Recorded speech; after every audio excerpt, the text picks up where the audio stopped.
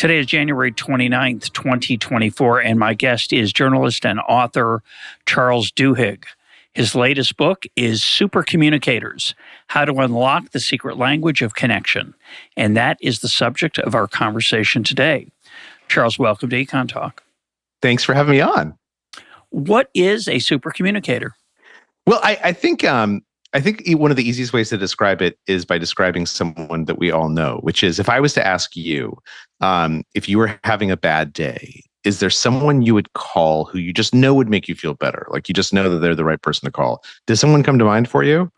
Yeah, I think so. Other than my wife. I mean, my wife is the first person, but after my wife, I think wife is unfair. So keep going. Yeah, I can think of a couple people. Yeah. So whoever came to mind, those people are super communicators for you.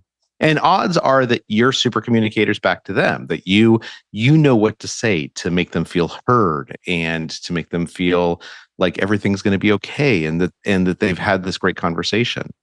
Now, there's some people who can consistently do that, right? They can do that with almost anyone. They are the person everyone calls if they know them. Yes. And those people, what we know about them is that they tend to not necessarily have any special inborn talents. In fact, one of the things that we know is that becoming a super communicator or just communication in general is not something anyone is born with more than anyone else.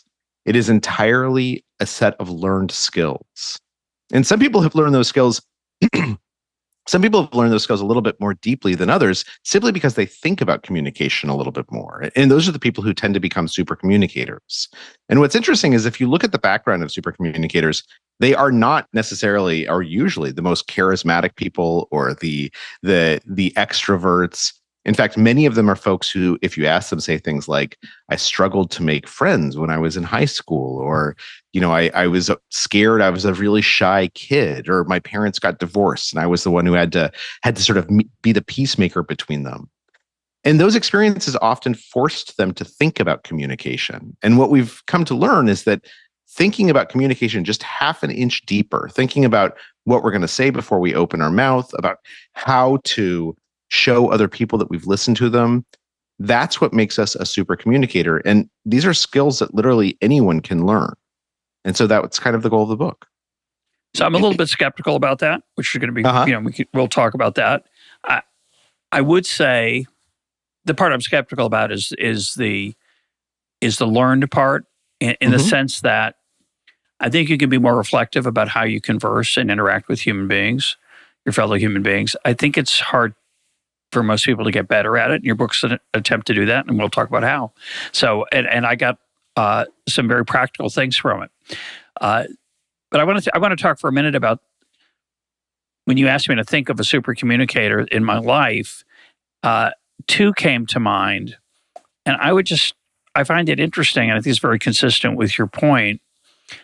I am not the only one who would list them. In fact, one of them I would say, everyone thinks he's their best friend. Yeah. That's not possible. Everyone thinks they're his best friend. And that's not possible.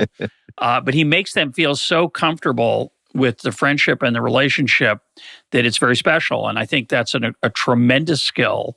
The other one I'm thinking of, people call him all the time. Advice, problems, pressure, stress, insight, and he's really good at it. Yeah.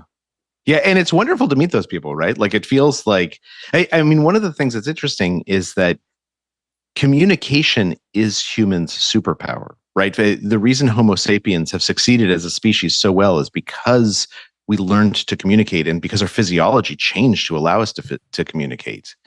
And so as a result, through evolution, we've built a lot of neural pathways associated specifically with communication. And one of those is that when we communicate well with other people, when we connect with someone, it feels wonderful. It feels fantastic. And the reason it feels so good is because evolution has helped reinforce the reward associated with that. Because if you were the type of person who could communicate well with others, then you were more likely to build families together and societies together and to survive longer because you were able to do so.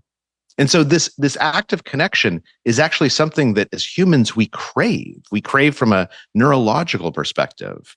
And as a result, once we learn a little bit about how the brain processes communication and processes words and listening, then that helps explain why some of those folks, as you pointed out, are the ones that everyone thinks is their best friend. Which again is probably not possible, but doesn't make it any less true for all the people who say it. That's correct. The other thing I would add, and I'm curious your thoughts on this, obviously much of human communication is nonverbal. Mm-hmm. It's our eyebrows, the smiles we share. You write about laughter that either we share or punctuate our reactions with. A lot of the two people I'm thinking of are very good to talk to on the phone, not on Zoom. It's better to be on Zoom with that. It's better to be on Zoom. It's better to be in person. Much better to be in person. But I find it very helpful and powerful to talk to them on the phone without those verbal cues. Well, so what's interesting is when we say nonverbal cues. Sorry. Yeah, when we say nonverbal, sometimes what we mean is non-linguistic, because there's a lot of emotion that can be conveyed or a lot of sentiment that can be conveyed through noises. So laughter is a good example, right? Laughter is a verbal activity, but it's not a linguistic activity. And on a telephone, you get a lot of that same non-linguistic activity. But what's interesting is, and again, without knowing and studying these folks in particular, but I can say pretty confidently this is probably true. I'll bet you that if I was to study how they talk on Zoom versus telephone, what I would find is that their behavior changes slightly on the phone without anyone realizing it, including themselves. So one of the things that we know is that when we're talking on the phone, people tend to overemphasize their words a little bit more, and they tend to highlight their reactions a little bit more strongly for exactly the reason you just specified, which is if we can't see each other, you can't see my lips. sorry. If we can't see each other, you can't see my lips, and you can't see my expressions. And in part of my brain, I realize that, and I start accommodating it when we're talking to each other on the phone. Now, again, this is completely subconscious for most people, right? And in fact, the reason why these supercommunicators are probably so good at it is that at some point, it has occurred to them, like, if I'm talking on the phone, I might want to behave a little bit differently than if I'm talking face to face. And once they made that decision, it just became a habit, and they stopped thinking about it. So they're not even aware that they're doing it now. But it's something that they probably practiced at some point, again, just half an inch more deeply than other people. And as a result, it's become this really powerful tool. I would just add that for years, EconTalk was not visual. It was a phone interview. And people assumed that when it became visual, either for Zoom or face-to-face, which I've done a chunk of EconTalks face-to-face, that it would be better. You'd have a better conversation. And I'd always say, that's not true. A lot of people are uncomfortable talking to a stranger face-to-face for the first time. The phone allows some anonymity and privacy that is comforting to many people. So Zoom in particular is hard because you can't really do banter. And you can't do banter because of the delay in the transmission. If you banter a lot, you override each other, and it gets you get crosstalk. And I try to avoid that here at EconTalk, and that's hard for me because I like to banter and interrupt and be interrupted and go back and forth with those non-linguistic verbal signs. But it's very hard to do on Zoom, and on the phone, it's much better. Well, it's interesting. So when you go on Fresh Air with Terry Gross, even if you're in Philadelphia, even if you're in the same studio as her, she will insist that you sit in a separate room so you can't see each other. Mm-hmm. And that's because the audience is not going to be able to see you. And so she wants to create the environment where people put that emotion into their voice rather than into their face. And it works. It works. Now, one interesting thing about this, and this has some salience for today in the internet age, is that when phones first became popular, there were all these articles that appeared saying, people will never be able to have real conversations on a telephone, right? The fact that you can't see each other, like it's going to be useful for, like sending grocery lists or stock trades, but no one's ever going to have a real conversation on the telephone. And what's really interesting is there were some researchers who actually listened into telephone conversations and they would transcribe them. And those people were exactly right. Nobody was having real conversations on the phone. They did not know how to do it. They had not learned this kind of almost unconscious new rules for this mode of communication. Now, of course, by the time you and I were teenagers, people were talking on the phone for like 7 hours a night and feeling like it was the most important conversations of their life. And I think that there's an important lesson here, which is throughout history, because again, our brains are so well designed to communicate, particularly when we think about communication, when we try and study it and learn from it, just even casually, because our brains are so well designed to do so, we have the ability to adapt to new kinds of communication. And right now in the internet age, we're living through essentially like the birth of the telephone, right? When nobody but I look at my kids. I have a 13-year-old and a 15 or a 12-year-old and a 15-year-old, and they have no problem communicating online. They know exactly that like a snap is different from a text, is different from a email, is different from a post on Facebook. They have a different lexicon for each one and different norms. And eventually we'll get there where it'll feel as natural as anything else. Yeah, you mistakenly, by the way, threw in the word cell phone when you meant phone, exactly. because cell phones are the way we do this thing. Are you a super communicator? Did this book make you a better conversationalist? I certainly try and be one. So part of the origins of this book were twofold. First is that I was working at the New York Times and they made me a manager. And I thought I'd be a great manager. I was like, oh man, I got this. I like, I've had lots of bosses. I have an MBA from Harvard. I was like, I got this. And then it turns out I was terrible at it. And the part that I was terrible at, I was fine at like logistics and planning and strategy. It was the communication part that I was really bad at. And I was supposed to be a professional communicator.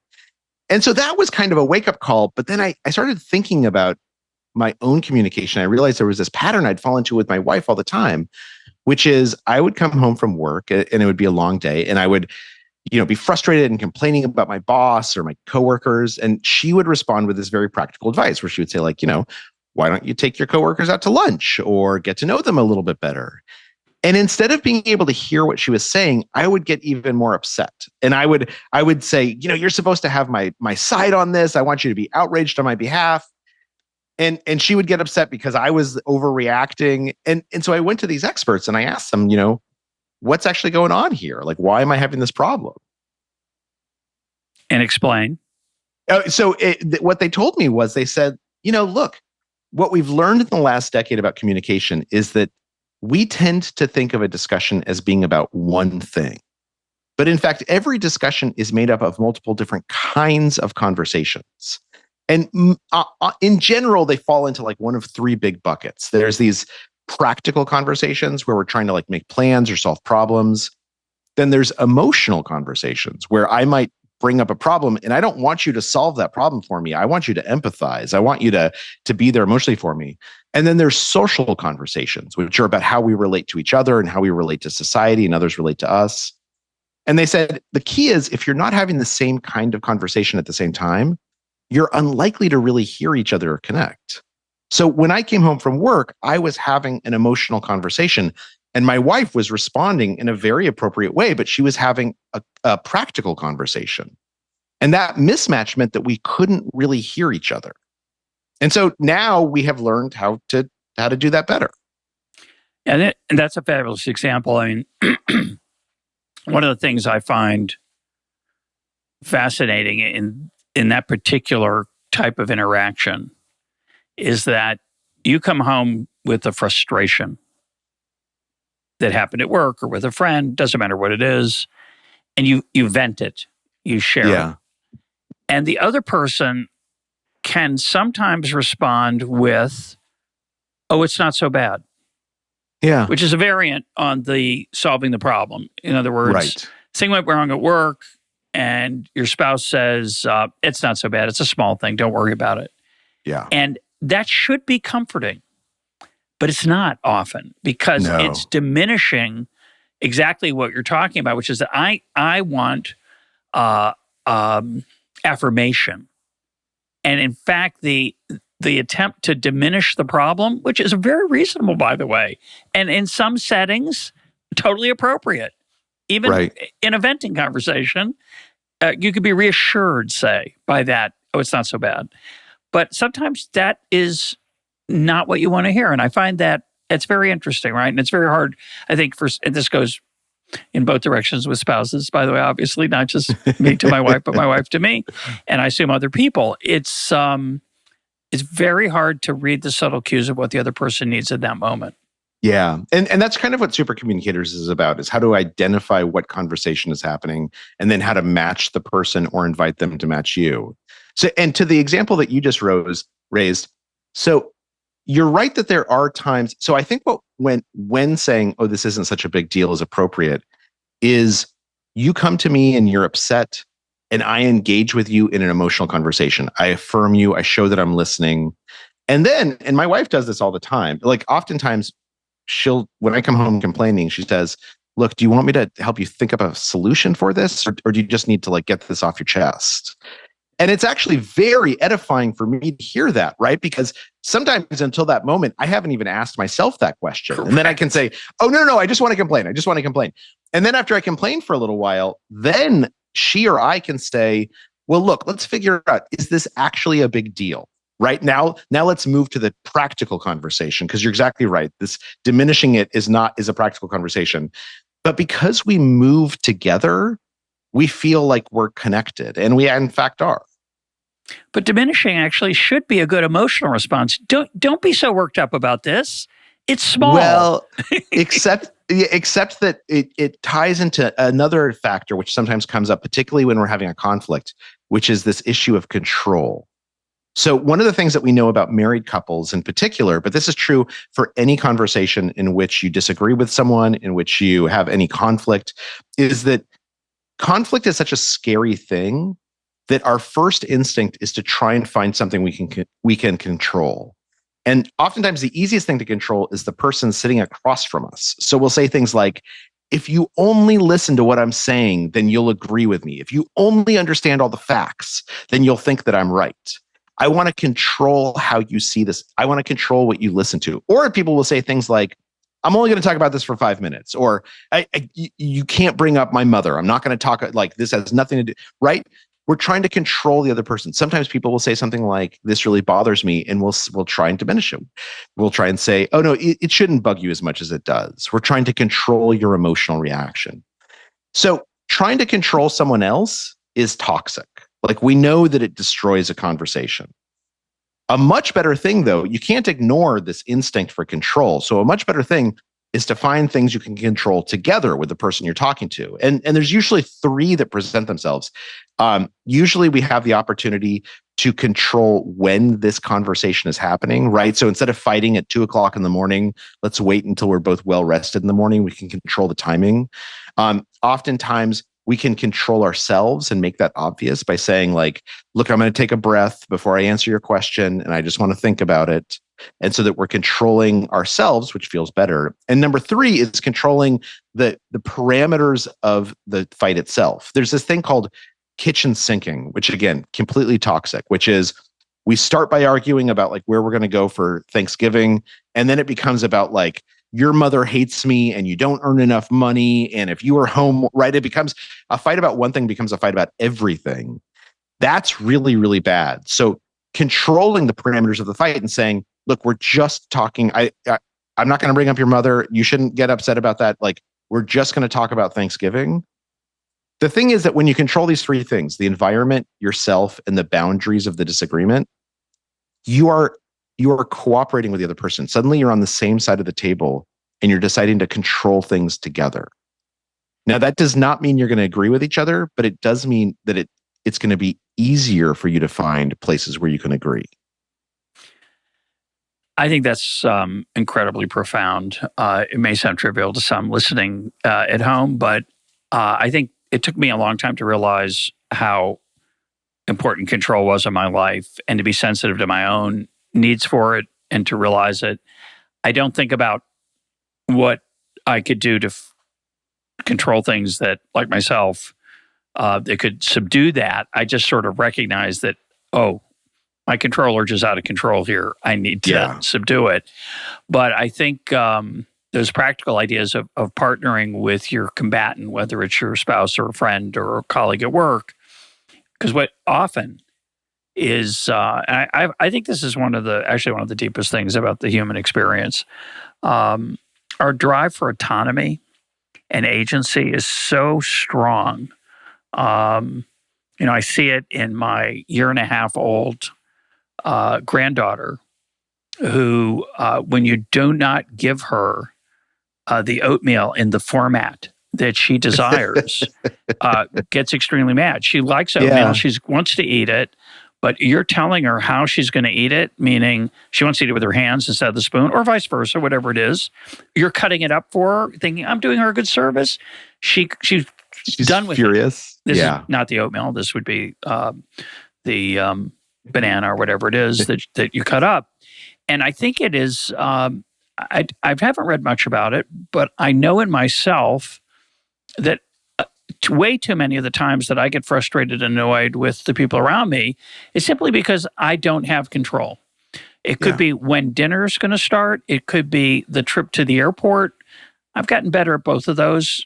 After 69 years, I've gotten a little better at it. But, just the ability to recognize when your own personal need for control is presenting, and to realize that that's what's on the table and not whatever appears to be the issue, is just control.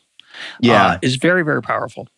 No, I absolutely agree. In the book, there's this story of this experiment that was done where they brought together gun rights advocates and gun control activists. And the goal was not to see if they can get them to agree with each other. The goal was just to see if they could have a civil conversation, right? And so they taught them some skills. And one of the skills in particular is really powerful that we can talk about, called looping for understanding. But the most important thing that I think they did, and this is what looping for understanding does, is they emphasized your instinct is going to be to try and control this conversation. You've had this conversation 1,000 times. You're very practiced at it. You sort of know, the traps, the contours. And so your instinct is going to be to try and control it. Do the opposite. Like, just give in to what, and that doesn't mean you have to change your mind. It doesn't mean you have to agree with the other person, but let the other person have their say in the way they want to have it. And they will be more willing to listen to you have your say in the way you want it. And it's kind of magical, right? Like it's such a small shift, and it used to be that, I think particularly in the US, but around the world, we used to teach communication in schools. And we would teach that the goal of communication is not convincing someone else you're right. The goal of communication is simply understanding what they're trying to say. America used to be filled with these reading circles where basically people would debate ideas. America, in many ways, was born in conversation. The Constitutional Convention was people who hate each other coming together and having conversations until they forge a constitution. But I think what's profound about that is that in today's world, we sometimes forget that the goal is understanding. We think the goal is winning. Certainly on Twitter, that's true. And yet, if we change our mindset and we say, look, my only job here is just to understand what the other person is saying, and then help them understand what I'm thinking and what I'm feeling, then suddenly it becomes much easier to just listen because you're not giving anything up. Well, listeners always encourage me to have more guests on that I don't agree with. And I recently had Robert Wright on the program. Many perhaps of listeners to this conversation will have heard that. And that was sort of a conversation on the Palestinian-Israeli conflict, but it was more of a debate. He made his points, I made my points. We correspondingly responded to each other. We didn't respond a point at a time. We made long, lengthy speeches. I think it was somewhat interesting. It was a fascinating intellectual challenge, but it's not a conversation. It's more of a debate. I don't like debate generally. I like conversation. And conversation means trying to understand partly what the other person's saying. And I'd say it a little differently. I'd say it's trying to learn something. It might be about what you're trying to say. It might be about what I actually believe and where my own shortcomings are. Debate doesn't let you do that. Debate says, don't give in, crush them. Don't concede anything. Never admit that you might not be right. And say the cleverest, most difficult thing to respond to. And I generally don't like that. I don't think it's educational. And I think the power of conversation is that it's educational. And that is why I want to turn to looping now and listening. That's why I think you mentioned a few minutes ago. That's why I think listening is so important, and looping is an important skill. So talk about what looping is and how it plays with listening. Absolutely. And I'll mention one thing because I think this is a pretty profound distinction that you brought up between debate and conversation. And the thing about debate, look, there's always a place for debate. Not everything has to be a conversation. Like when I say to my kids, like, I want to have a conversation about your rooms. What I'm not really saying is I want to have a conversation about your rooms, right? I'm telling them I want you to go clean your rooms.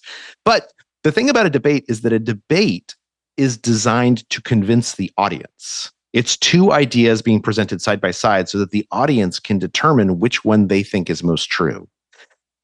If a debate is happening without an audience, then it's a missed opportunity because it should be a conversation. Because in a debate, you're not going to convince the other person that you're right. It might be interesting, but you're not. But a conversation allows us to say, I want you to understand me deeply enough. And this is where looping for understanding comes in. And just one other point. Debate is a form of performance. Yeah. It can be very entertaining. I say something clever and you have a riposte that shoots me down, and you have a fact that I didn't know and I can't answer it. And it's a duel. It's a form of intellectual fireworks. Sometimes it's fun to watch. It is not a form of human connection, which is what your book emphasizes. For that, you have to have conversation. So I could enjoy debating you. There are people I enjoy debating, and we spar.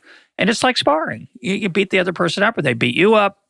And my joke with Robert Wright, by the way, afterwards was, everybody who agreed with me before this episode is going to say that I was the winner, and everyone agreed with you before the episode is going to say, boy, he really showed him.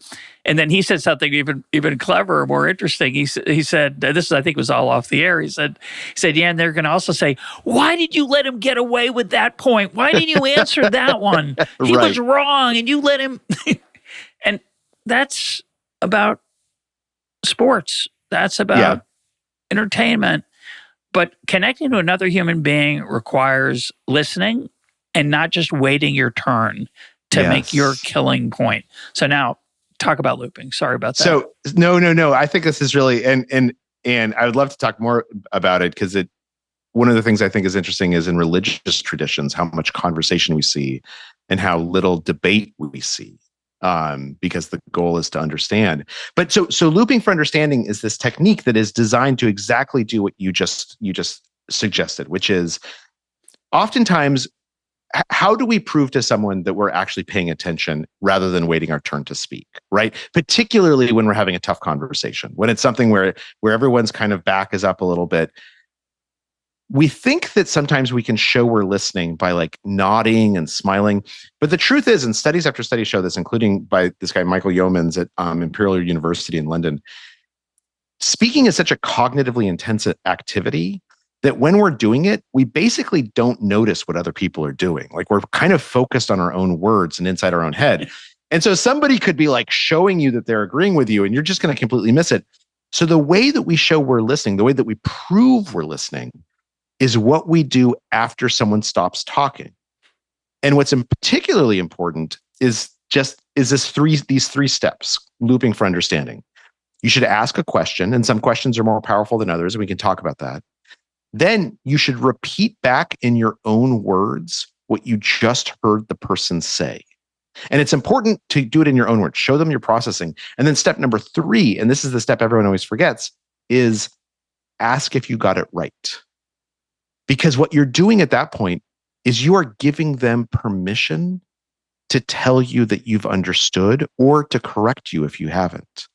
And if I do that, if I prove to you that I'm listening, what study after study shows is that you are going to become more likely to listen to me in return.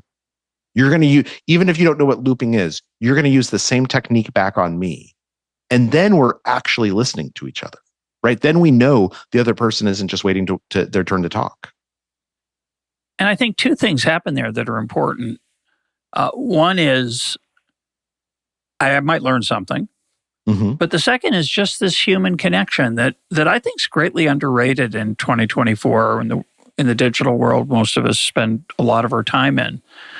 Some of my favorite moments in life, I've said this on the program before, are conversations that I didn't expect to get into, often with strangers. And we'll come to that in a minute, why strange conversations with strangers can be more powerful than conversations with people that you know better than strangers, your friends, your family, and so on. But I think there's a delight in looping and in listening, and it's a gift. It's me saying to you, it's not, oh, now that I've really heard you, now you're going to be more sympathetic to my point of view and I'll win, which is, I think, what can often happen. It's just simple. It's, I'm giving you something, my attention. And nodding and smiling is one way, and and not talking, that's another way. But showing that I've actually understood you is much more powerful. Well, and I think that there's a sort of a self-hack that happens here, right? Which is that sometimes I'm in a conversation and I genuinely do want to listen, but I'm so riled up that I'm already thinking up the counter arguments in my head, right? It's so easy to stop listening.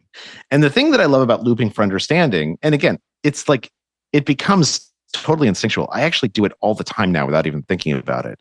But the thing is that, like, once it's in the back of your head, you're telling yourself as someone's talking, my job is to listen closely enough that I can repeat back what they're saying to me. And it's kind of like a self-hack where you're tricking yourself into listening more closely when you want to listen. Because sometimes it's hard. Sometimes it's hard to put our own thoughts aside.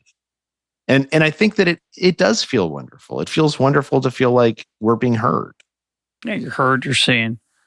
And it's the equivalent, I never thought about this, it's the equivalent of taking notes, right? Yeah. Most of us don't take notes unless we're a reporter. We don't take notes on the conversations we have. And this is a form of note-taking. It's not verbatim, but it's saying, I am sufficiently attuned to you. In fact, it's really better than taking notes, because taking notes requires a whole separate kind of part of your brain. And I've often wondered whether it's good for students to take notes in a lecture, for example, as opposed to giving the lecturer their full attention. But it's a form of mental note-taking.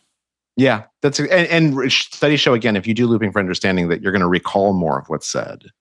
It's now one thing that you raised. So I mentioned that the first step of looping is asking these questions, right? Before you repeat back and you ask if you got it right.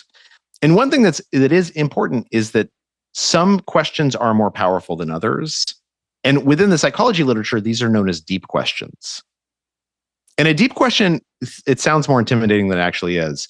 A deep question is just something that invites the other person to talk about their values or their beliefs or their experiences. And a deep question can be as simple as talking to someone, and when they say, what do you do for a living? I'm a lawyer. Oh, like, what made you decide to go to law school? Like, do you love practicing the law? What's the best case that you ever had? Those are pretty easy questions to ask. They don't feel overly intimate or overly intrusive, but all three of them are deep questions, because what they're doing is they're asking, what were the values that led you to law school? Like, what are your beliefs that being a lawyer reifies? What are your experiences in trying cases that were meaningful to you? And when we ask deep questions, what happens is that people often will share a vulnerability with us. Not like not a huge vulnerability, right? Like not anything that feels uncomfortable to share, but something meaningful about themselves. And our brains have this instinct towards emotional reciprocity, which is when someone exposes something vulnerable to us, if we are vulnerable back with them, if we say, oh, the reason I love my job is because of X and Y, not only do we feel closer to each other, we trust each other more.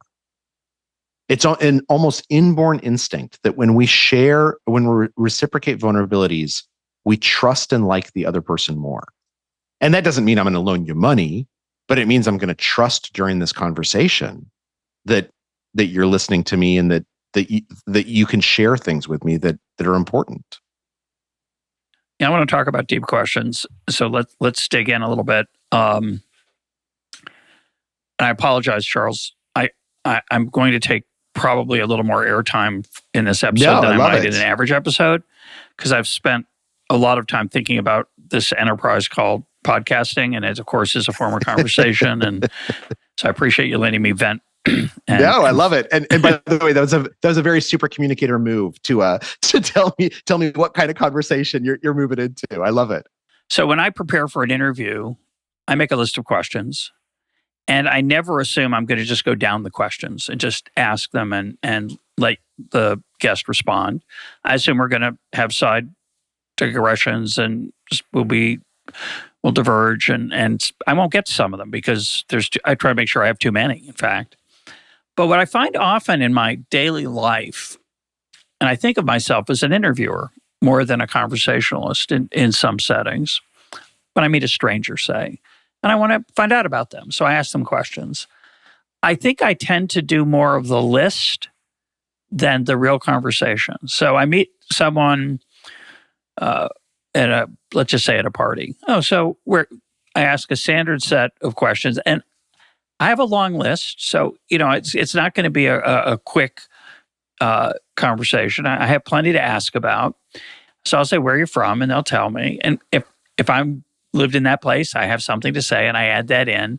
Well, what do you do? And they'll tell me, and I'll ask them something about that experience.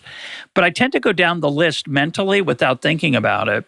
And I don't always ask the deep questions. I think the most valuable thing I got out of your book is the understanding that these small talk questions, where you're from, what do you do, how long have you been here in Jerusalem, where'd you live before, where were you born, where'd you grow up, et cetera, et cetera. These they're polite, they're nice.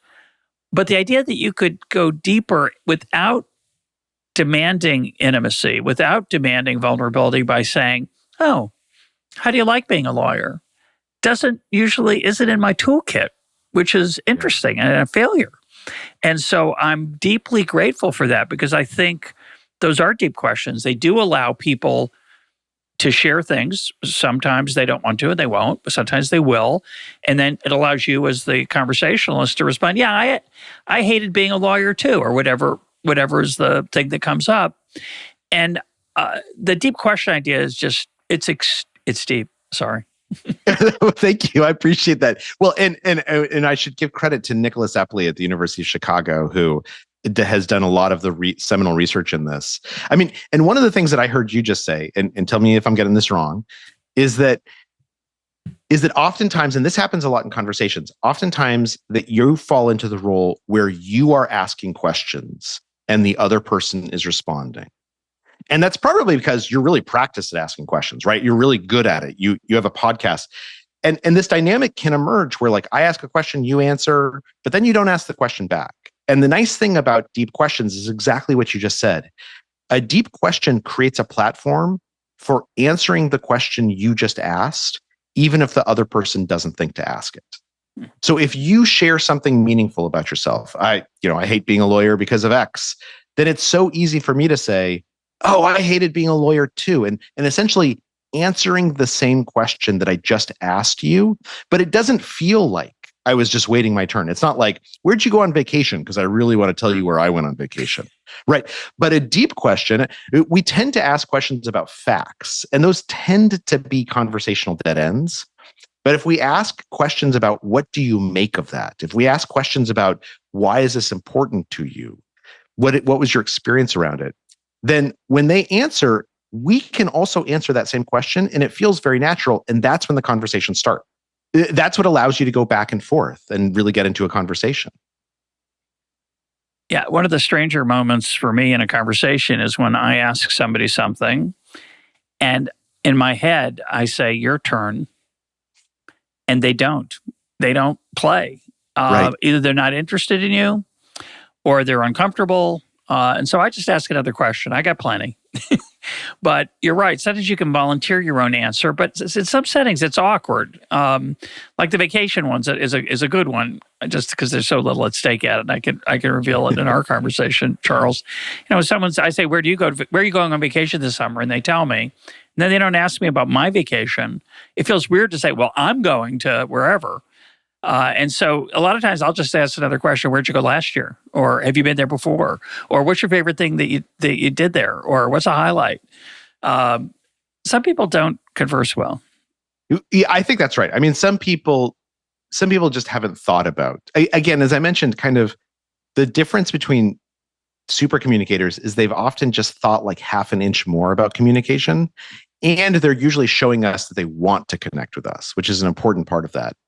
And some people just haven't thought about it. Now, what I would say is that if you say, where'd you go on vacation, and they answer and they don't, and it feels awkward to respond, it's probably because you were, again, asking about a fact. But that next question you asked, what did you like? What do you like about that place? When they answer that question, it's much more natural for you to say like, oh yeah, no, I've been to Hawaii too. I thought Maui was amazing, wasn't it? It's just like I had such a great time there, and I'm so sad that what happened with Lahaina. So when we ask a deep question, the response that people give us usually tees up us to answer that same question. And again, it's because of this emotional reciprocity, is that if I ask you about a fact, you're exactly right, and you answer the fact question, it feels weird for me to answer the question I just asked, because there is really no factual reciprocity expectation in human communication.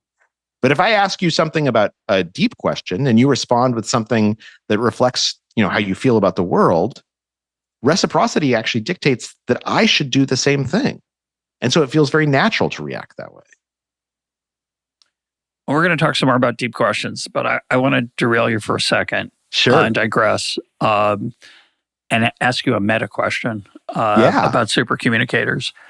One of the supercommunicators I know that when you asked me if I knew one, he and I talk a lot about human interaction, communication, and he's more, I think, even more of a student of it than I am. I do pay attention, but I think for him it's a form of entertainment, and potentially it's a form of disengagement. Because I wonder if for him, he sometimes rises above the conversation mentally, not physically, mentally, and is looking down on it going, oh, this is hilarious. This is going really badly. And he knows why, or it's going really well and I'm getting what I need out of this, or so and so on. And I think there's a huge challenge, this is one of my challenges to your book.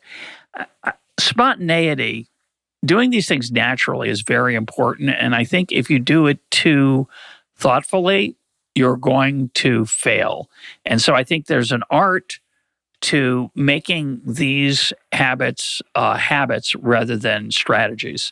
So that's one a criticism I would have of your book. Respond to it. Yeah, no, I think it's a great point. And it's important to create a distinction here, which is, when are we thinking about communicating? So oftentimes when I say this, people think, oh, in the conversation, I ought to be thinking about how this conversation is functioning. And that's not right. Actually, that's when your instincts take over, these instincts that evolution has honed so well. And in many ways, the point of supercommunicators is to teach you how to listen more closely to your instincts. The thinking happens before you speak and after you speak, or before the conversation, after the conversation. To your point you raised about you write up a bunch of questions for each interview and you don't use all of them. There was a study done by these professors from Harvard Business School where they had all these students write down 3 topics. They said, look, you're going to have a conversation with a stranger. This, of course, is completely anxiety producing for most people. Write down 3 topics that you're going to discuss. It took like 10 seconds, right? It was like things like the TV show I saw last night and the game this weekend. And then they said, okay, now put that piece of paper in your pocket and go have these conversations. And what they found was 2 things. Number 1, people inevitably almost never discussed the topics they had written down. Number 2, the conversations went much, much better because people were much, much less anxious. Yeah. But the point here is the work was not done in the conversation. The work was done before the conversation, just 10 seconds of work. And to your point, my guess is that for that friend that you're mentioning, most of the time, they are completely in that conversation. They are in the moment. The same way that even though you wrote down 30 questions for this conversation, we've only gotten to 5 of them, you're in the moment in this discussion. But it's the preparation before and after that allows you to be in the moment, right? That the prepared mind is what is it? The luck comes to the prepared mind. That when I say we should think more about communication, I don't mean we should think in the conversation. I mean, we should do things like read books or reflect back on conversations and think about, oh, here's a technique I should practice until it becomes automatic. So I want to go deeper into deep questions, and I'm going to ask you some, and then you can respond if you want. It's up to you, and ask me some. But one aspect we haven't talked enough about is vulnerability. We alluded to it, and it's something I think about a lot, and you write about a lot. And the power of deep questions is, I think, as defined, deep not meaning what's the meaning of life, but deep meaning getting at things that are below the surface. Is to create vulnerability, is to make vulnerability possible, and that creates that connection that I think is so powerfully human.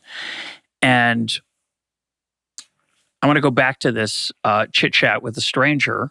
Mm-hmm. I say, where you're from.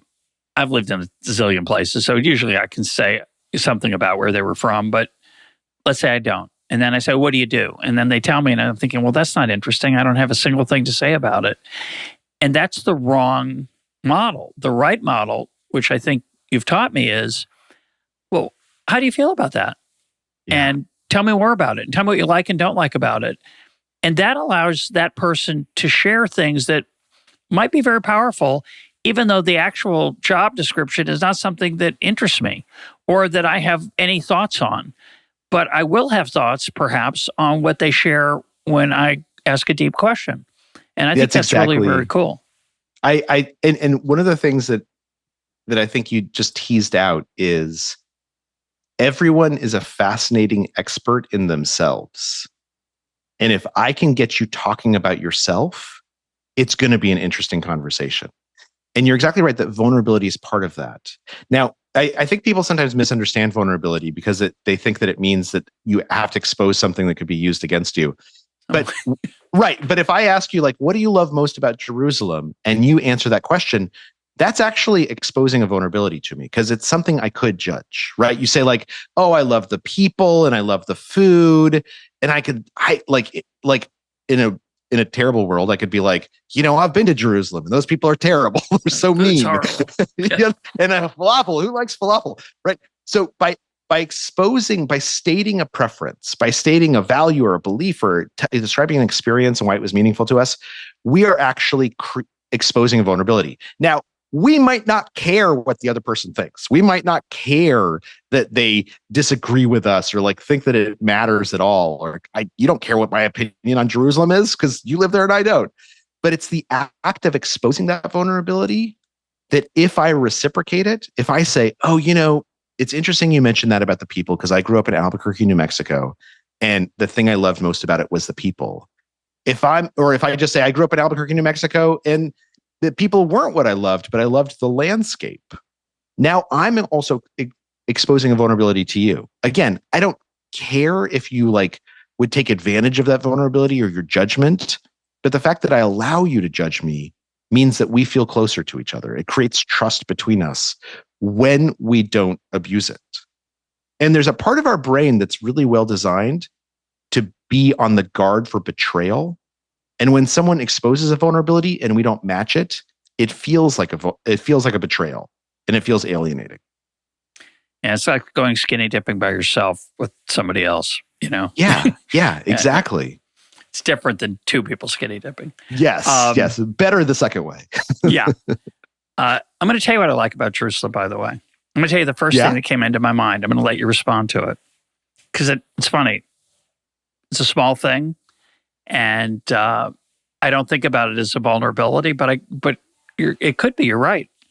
I like the color of the sky on Friday afternoon as the Sabbath's about to arrive. The city slows down. It gets quieter.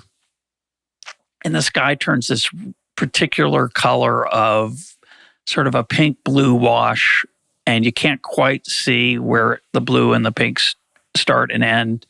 Yeah. And I feel serenity. And when I share that, I never thought about it. I was like, is that really a vulnerable? Am I really making myself vulnerable for telling you that? But you could respond, well, that's kind of a petty thing. That's what you like. It's not the only thing I like about yours, but it's the first thing that came to mind. You can react to that. Or I could bring up Gaza, right? And say like, oh, it's so nice you like that, I guess, right? But what's really interesting about what you just said is that if I engage with it, well, first of all, you just told me so much about yourself, not just about why you like Jerusalem, you told me that like you have this appreciation for aesthetics and beauty, that serenity is something that's important to you. And the fact that you mentioned that this is this happens during Shabbos, like before, like suggests to me that like a connection with the spiritual is important to you. You've told me so much about yourself. And now if I heard you say that, what I could say is I could say, in Albuquerque, we had these beautiful skies. I could also say, I used to live in Egypt. And the thing that I loved about Fridays in Egypt was exactly what you just said, was that everyone would go to mosque on Friday. The whole city, which is this like crazy chaotic city, would shut down. And then the smog would stop and you would just hear these birds like along the Nile. It was magical. It's like the things that people have been listening to for thousands and thousands of years, right? Our ancestors heard those same birds. And I think that like, it's a moment of connection that what we're really saying to each other is, here's some things that we share. We share this love of kind of nature and our connection with a place that we're in. And we both care deeply about where we are, and we try and find the positive aspects of it, because I know life in Jerusalem is tough. Life in Cairo is tough. But the thing that you mentioned is this wonderful, almost sublime moment. Like, now I've spent a lot of time in Jerusalem, and I love Jerusalem, and I love being in Israel. But let's say I never had, which many people in Cairo never have. Just the fact that we both can share that we've had a similar experience in completely different places, that's meaningful. That allows us to connect. And we all get to enjoy that sunset, by the way. I don't it's not personal to me. It's not like, oh, I had a great plate of falafel and the people who go to that restaurant know that it's really good. There's something really beautiful about that. And I didn't mention that silhouetted against that sky in my mind is a palm tree. There are a lot of palm trees in Jerusalem, which you wouldn't necessarily think you'd associate Jerusalem with palm trees.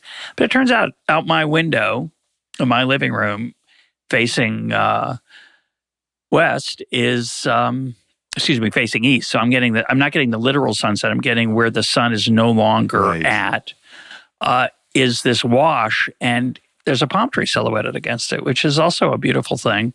It's beautiful. I'll say one other thing. When you said Gaza in your attempt to be witty, Charles, I had like a stab of anxiety. It's like, oh, am I going to have to talk about that? And I have to figure out how I'm going to say it, and it's intense. And I'm just talking about a sunset, and you're bringing up Gaza. Exactly. It's interesting, right? Right. That's that vulnerability. And again, you don't care really what I think, right? But just the fact that I brought up this topic that is so antithetical to what you're describing to me, to the beauty of this moment, it causes that stab of anxiety, because what you brought up is vulnerable. Like, it's vulnerable in a very small way, but that vulnerability is still real. And it might be useful to talk about what's happening in our brains when we're having that conversation. I love the Cairo story. Oh, thank you. Even if it's not true, I'm going to assume it's true. It's 100% true. It's 100% true. My wife and I lived in the Middle East for a number of years, and I will actually say we would like escape to Jerusalem and Tel Aviv from Cairo, because it was like, oh, it just felt so good to like get out of the traffic in Cairo. like when Jerusalem and Tel Aviv is your like luxury getaway, you know that you're living in a tough place. Yeah, especially on the traffic front, where traffic's pretty bad here at times. Yeah. I want to continue with the vulnerability issue, because I think, as I mentioned, I think many of the best conversations, more than best conversations, many of my favorite moments in my life were conversations with strangers. And I hadn't thought about it until I read your book and until we're talking now. They were about people sharing things that are very personal, unbelievable moments. I'd like to talk about them, but I'm not going to, because I don't want to try to think about what the person told me that was, I shouldn't repeat or not. Yeah. But that's why they're special, is because of the vulnerability. And when you've tasted that, you'd like more of it. And one way you might, and I put the emphasis on might, have more real conversations as opposed to empty chit chat, is to first of all ask those deep questions. But as you point out in the book, a lot of the moments in people's lives when they have these vulnerable, deep, connecting conversations are very artificial.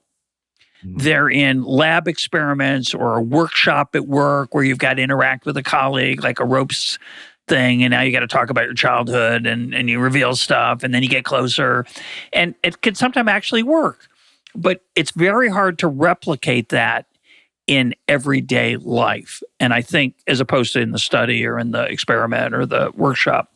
And one of the sort of in-between ways is this idea, which I'm intrigued by, of the 36 questions that lead to love. So I thought, tell listeners what that is. And I thought we'd ask ourselves a few of them and see where we go. I love it. I love it. This is a wonderful idea. So there's this couple, they're married, who are researchers, psychology researchers, Arthur and Elaine Aron. And they were trying to figure out, basically they wanted to find a way, a technique that could encourage strangers to become friends. And so what they did is they set up a room and they would bring two strangers in together and they gave them a bunch of questions to ask each other. And eventually they settled on 36 of the best questions. But what would happen is they would say, okay, ask each other these questions and then answer it back and forth, right? I ask you and then you ask me and we go through all 36. It usually took about 60 minutes, or actually about 45 minutes, but sometimes it went to 60. And then they would go ahead and sort of watch the conversation and they would say, thank you so much. You're free to go home. And everybody who participated thought that was the experiment, but it's what happened next that was important. 7 weeks later, the Arons hunted down everyone who had participated in that. And this is pre-internet, right? This is during a time when finding other people is really hard because you have to look them up in the phone book. There's no Facebook. So they hunt down everyone who had participated and they ask them, did you go hunt down the person you did that conversation with? And 70% of the people who had participated, found the other person somehow after the experiment. Sometimes they would wander through dorms looking for them. Sometimes because they weren't all students, sometimes they would call the 12 people with a similar name in the phone book until they got the right one. One of them ended up getting married. One of the couples, one of the pairs who had met each other this way got married. And this became known as the Fast Friends Protocol. And it's been fairly influential in psychology. And as you mentioned, leads to these articles like the 36 questions that lead to love. And what I love about this procedure, the Fast Friends procedure, is that some of the questions are crazy. Some of the questions are questions you would never ask someone at a party. When's the last time you cried in front of another person? That's a tough question to ask. But a lot of them, and again, they had to experiment to figure out which questions worked. A lot of them are things that are deep without appearing deep. Like, if you could have a dinner party with anyone from history, who would you invite? It turns out that's an enormously revealing question. I can tell you so much about myself by mentioning the 3 people I would invite. Because the difference between saying I would invite Winston Churchill versus I would invite Barack Obama versus I would invite Jesus, that tells me so much about that person. And that's kind of why I love this experiment. So let's take a crack at it. Okay. So the first question, there are 36 of them in the article, and it's a website. It's easy to find. Just Google 36 questions that lead to love. We'll put a link to it. Some of them, I'm sure, get more and more personal. I didn't even go past the first 5 because I thought they were great, and we'd have a good conversation about the first 5. And I want to try to do that in the time that we have left. We'll see where we are. If you could invite anyone to dinner, and I want to do living people. Okay.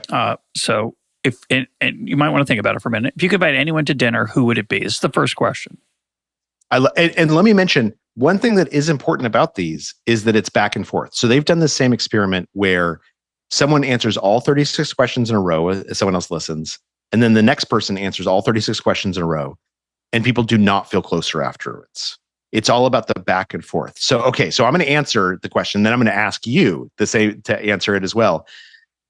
So definitely Barack Obama would be on that list, right? I would have him up there. Alive, people who are alive.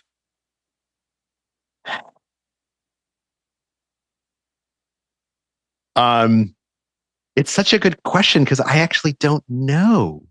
I don't know who. Oh, Jennifer Egan, who's an author who I love her work so much, and probably George Saunders, who's also an author, whose work I love. So it would be a weird fan of George Saunders. Are Swimming you? Upon the Rain is, I think, a masterpiece. I want to recommend that to listeners. He would be a great dinner companion. Yeah, I've had dinner with him, and he is wonderful. He is just such a fantastic person. Okay, so now you have to tell me who are your three. So one of the reasons I didn't want to do this, I had second thoughts. Is like, I don't know who am I going to say for this? I've had dinner with many people I'd like to have dinner with. I've been blessed, and I've also, it's another way. It's not just dinner, conversations. I've talked to many of my idols. I've been lucky in this program, but I realize there's one I haven't spoken to that I really want to get, and my chances of getting him went from 0 to 1% in the last month, and that's Bill Belichick. I would really like to pick Bill Belichick's brain. I've written about him. He's an economics major undergrad. I want to know how much that influenced his thinking as a coach. And he's now unemployed. Usually he'd just say, his job is 365 days a year. But hey, now I got a shot. So listeners, anybody out there knows Bill, please put us in touch. Well, and can I ask something? Have you sure. Have you emailed him just to say like, hey, I'd love to have a conversation with you? I've not emailed him directly in a long time. I may have emailed him a long time ago, and I had something I thought he would be interested in.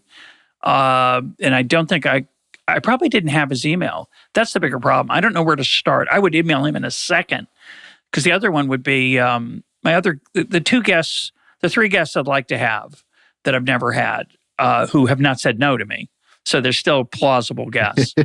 Bill Belichick, Tom Stoppard, the playwright, and Mark Knopfler, the guitarist.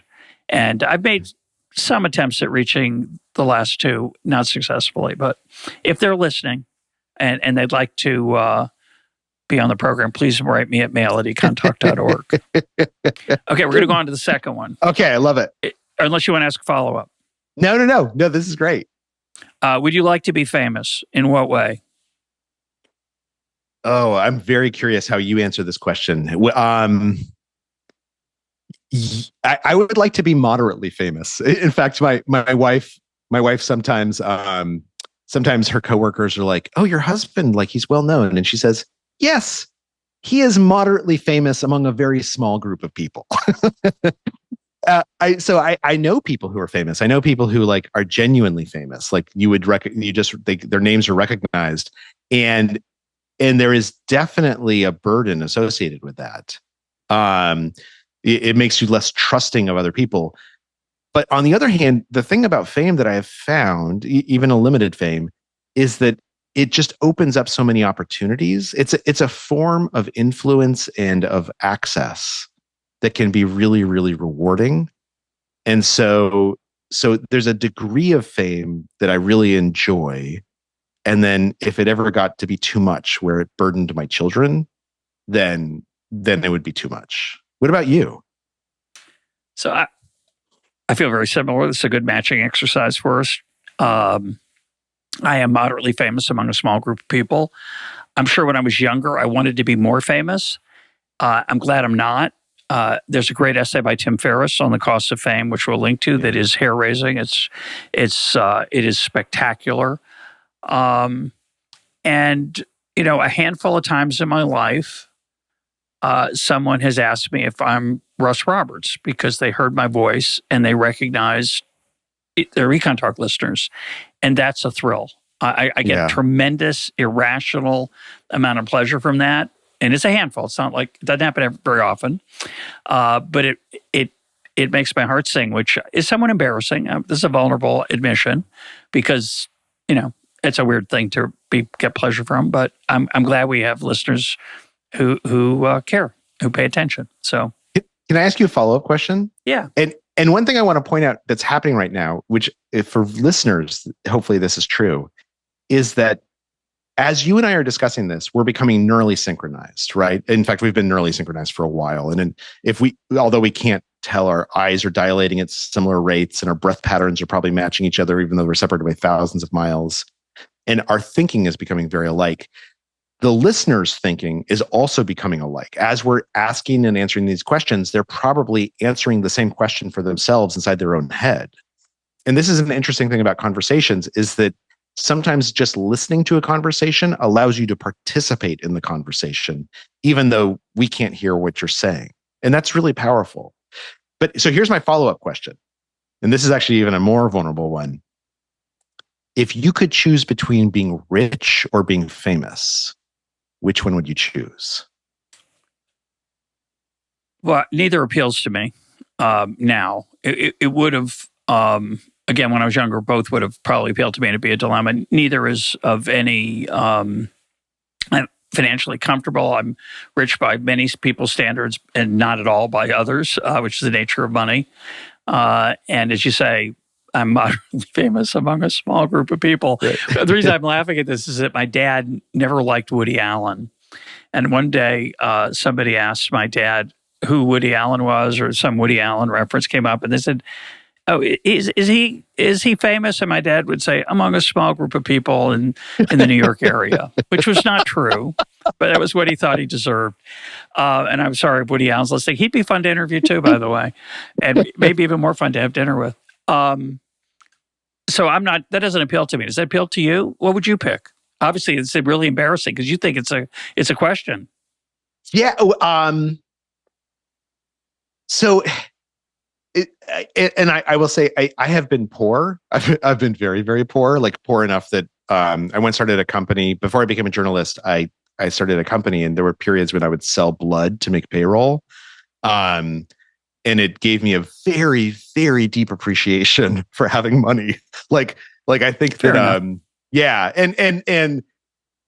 And so I've actually really enjoyed having money, to be honest. Like before I wrote The Power of Habit, which is the first book I wrote, I didn't have any. Like, I was a journalist. I'd gone to Harvard Business School. I was the lowest paid member of my class. My wife and I were pregnant, and I had $40,000 in savings, like from saving for a decade. And I was like, this is like, in New York City, you can't live like there's no way we would ever be able to buy a house. And so that's one of the reasons I decided to write a book, was because I needed to earn some money. And I will be honest with you, and it's not like we're like fantastically rich or anything like that. It is such a source of comfort for me not to worry about money every night. And there were periods in my life when I did. So I think, like, from a happiness place, if I had to choose between famous and rich, and again, like you, I probably wouldn't choose either. But if I had to choose from a happiness perspective, I'd probably say fame, because it gives you this access. But from a being able to sleep at night is such a gift, I think it'd be money. So, Russ, one of the weird things about having these 36 questions with each other is that there are a lot of people listening. And it's fun to say, "Oh, rich and famous, neither one appeals to me." I guess when I think about it more honestly, I'd pick rich, okay? There are things that, if I had to be twice as rich or twice as famous, I'd pick twice as rich.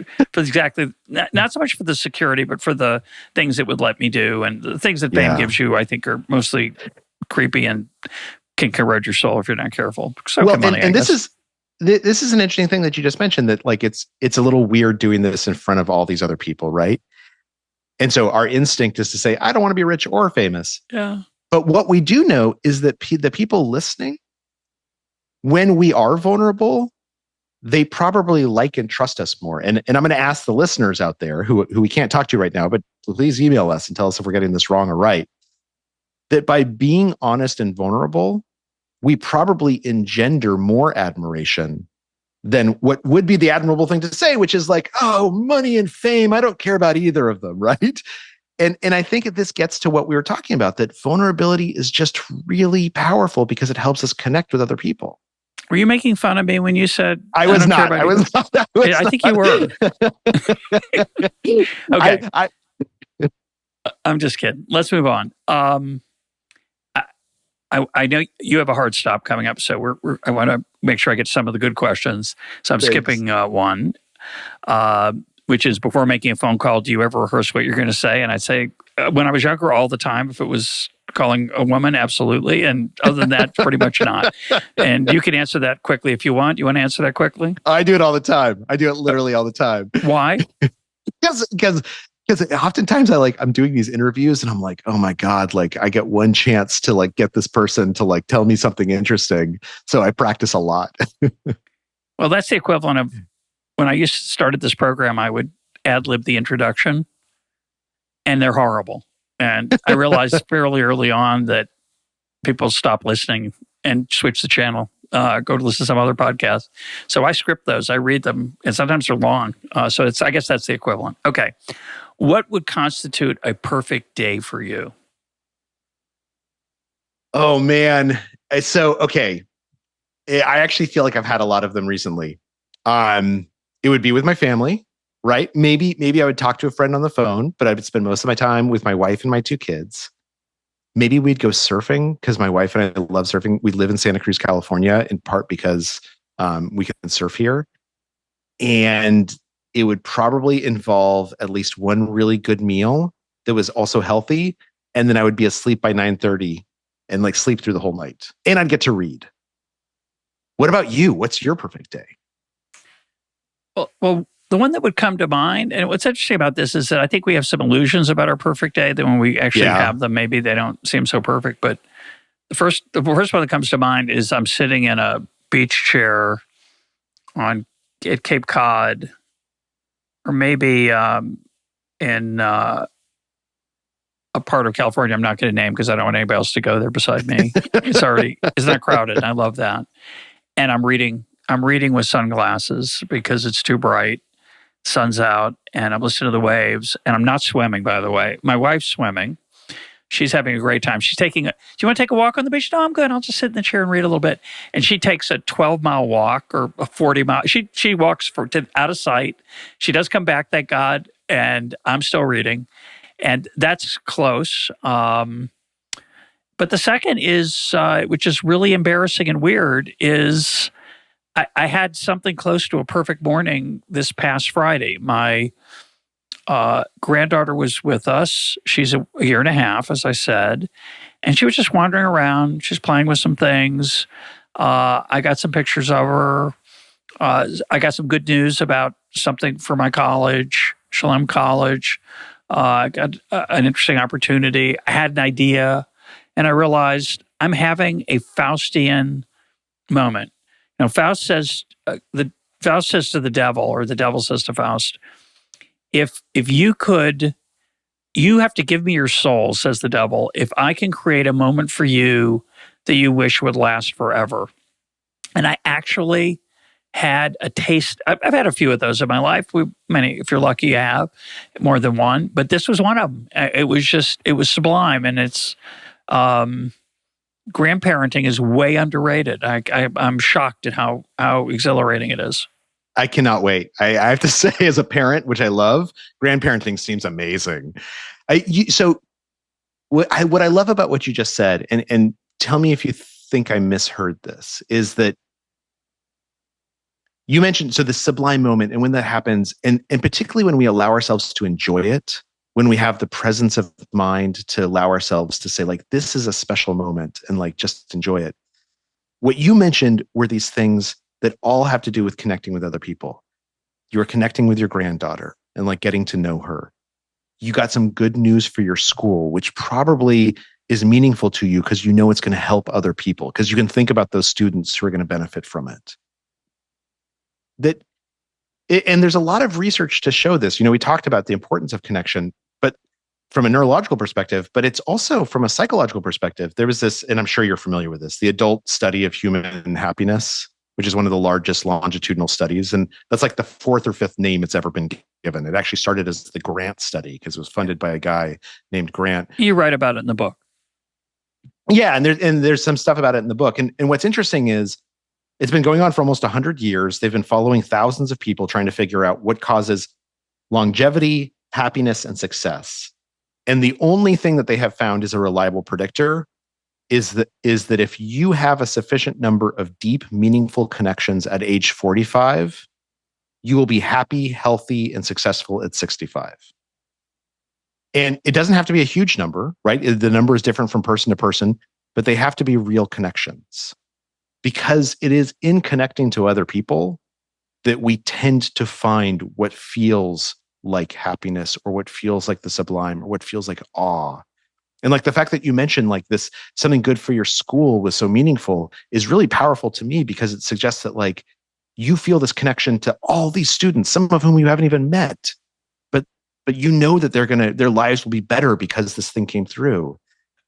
And the more that we invest in that, the more that and the way that we create those connections is usually through conversation. It's through calling up a friend and having a phone conversation. It's by going to lunch with someone. It's by, telling your colleague, like, we got this grant and it's going to really help people out. We form connections through language, through conversation. And that's why I think like Supercommunicators, that's why I wrote the book, is because all you have to do is think just half an inch deeper about how these conversations work, and they can get so much better. And when they do, it can make life, it can bring awe into our life, which is amazing. And I think that Friday morning, my wife and I were interacting in a very natural, casual way. She maybe made something, an egg for the granddaughter, and there was just, it was blissful in a way that is not what we would normally think of as bliss. And I think some of it is literally a chemical reaction to seeing my granddaughter. When I see her smile, I sometimes notice how happy I am, which is fascinating to me. I don't, if you said, does it make you happy? I'd say, well, yeah, I guess. But something physical, something dopaminical, or something's going on there. However, just to disillusion you a little bit, I think the school thing is mostly my ego, but I appreciate that. And I do care. I do care deeply about my students. And it's January 29th. Yesterday was the first day of class. We've been out of school for 3 months because of the war, and it's incredibly emotional. And I could give you, we could go for an hour about what that's like, and that roller coaster, and having them back in the building. I'd say one thing. I saw a student today.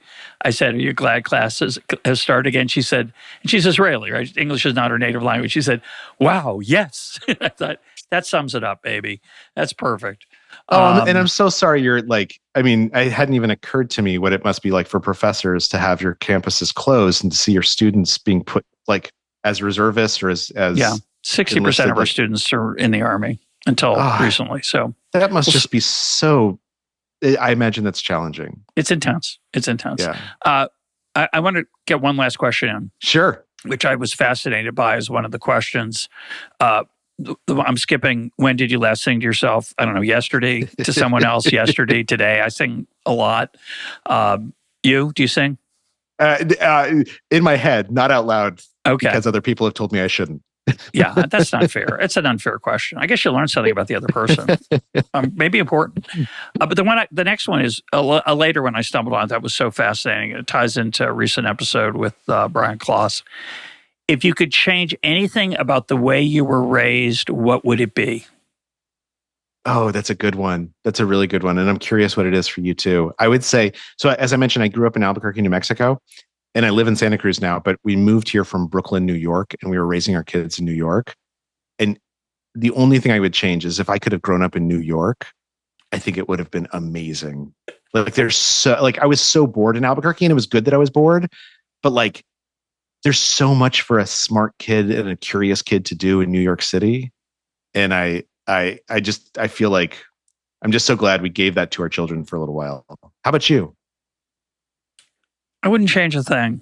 And I don't, and here's why. I mean, in the course, I've mentioned many times in this program, I did for 3 years, consecutive years, I did a 5-day silent meditation retreat. And one of the things, I've never been in therapy, and so I'd never meditated before either. And one of the things that forced me to do was to confront some of the aspects of my personality that I was not aware of and where they came from. And the way you would, I think, in a serious therapeutic experience. And I since 100,000 plus people are listening. I'm not going to tell you what the exact thing was, but I noticed, but I might tell you, Charles, when we go for a drink in Cairo. One of the things I learned is that, that character trait I have, which I don't really love, my parents gave me that because of the way we interacted when I was in their home. And a part of me says, I wish they hadn't done that. But the other part of me says, good things came from that, not just bad things. And if they hadn't done that, I wouldn't be me. And this is this idea that I learned from Brian Klaus of amor fati, of loving one's fate. And I like my fate, so I wouldn't change it. The things I don't like about it, that's a different, I guess, way to answer the question. Maybe a little more, what are the things about the way you were raised that you think were unpleasant? That might be a better question for me. But in a way, answering it, nothing is sort of a cheap trick. But that's my thought. But I think it's true, and it's vulnerable. Like I think that anytime we say something true, we actually reveal more of ourselves, even if the answer doesn't seem like the answer. I was talking to someone the other day who's a podcaster, and I asked them, "What have you learned about communication since you became a podcaster?" And their answer was actually nothing. And they were like, "I'm sorry to not have a good answer for you because I don't." But actually, I learned so much about this person from them telling me that they were a good communicator before they did, right? I learned so much about their childhood, and he actually said, he was like, I've always been skilled at talking to girls. And I was like, oh my God, if I could say that, my whole life would be different. But I think that when we say something honest, even if it's not what the other person expects, even if it's sometimes not pretty, it is connection and it is real. And that's kind of the goal, I think. My guest today has been Charles Duhigg. His book is Supercommunicators. Charles, thanks for being part of EconTalk, and thanks for connecting. Thanks for having me on.